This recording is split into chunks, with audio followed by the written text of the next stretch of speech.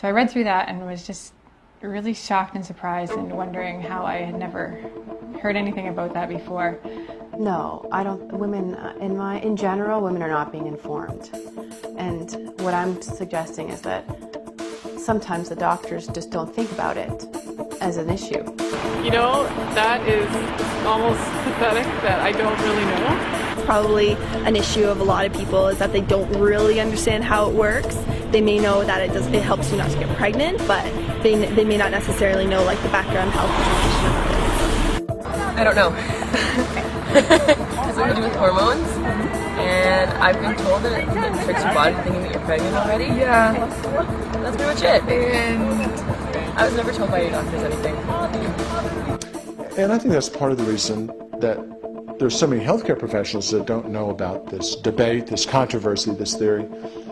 But so many women don't know, and we could also say so many husbands don't know, and so many moms and dads don't know, and so many pastors don't know, and so many Christian leaders don't know.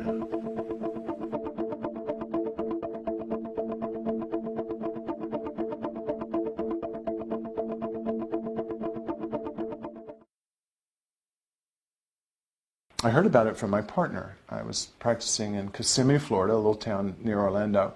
My partner came back from a conference and said, I've heard that the birth control pill can cause abortions. Have you ever heard this? I said, absolutely not. In fact, I don't think they can.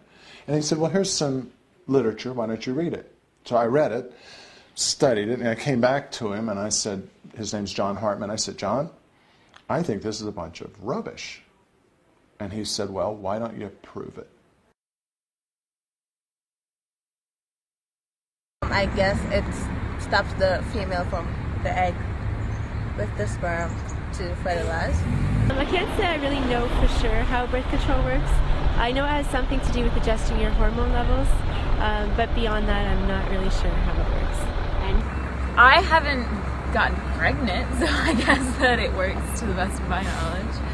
Stops you from ovulating, so you still have your period, but it's not the same as if you were not on the pill, I guess. Yeah. The woman's normal menstrual cycle involves the ovary, cervical mucus, and the uterine lining. In a normal cycle, a woman releases an egg every month due to the natural hormones estrogen and progesterone. For a woman on the pill, the artificial hormones usually prevent ovulation. Secondly, in a normal cycle, the cervical mucus changes to improve sperm migration. For a woman on the pill, the cervical mucus thickens to prevent sperm penetration.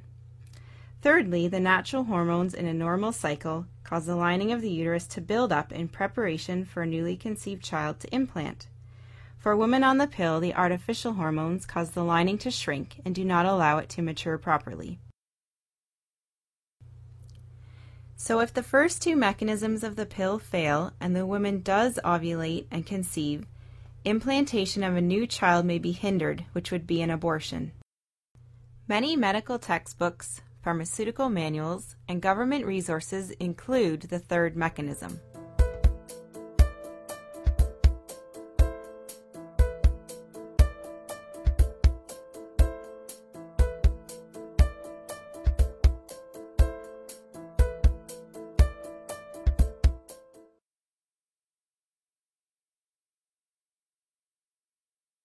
The CPS is the Canadian Drug Reference for Healthcare Professionals. Almost all of the entries for oral contraceptives mention changes in the endometrium. Now, when we went to the pharmacies and got the patient information which comes in the pill packages, the inserts that do mention how the pill works only give two mechanisms of action: inhibition of ovulation, thickening of cervical mucus, leaving out the effects on the endometrium. The Physician's Desk reference is the American Drug Manual for Healthcare Providers. All of the pharmaceutical companies which gave entries for oral contraceptives mention the three mechanisms. When we looked at the American inserts, we found all three mechanisms under the clinical pharmacology section.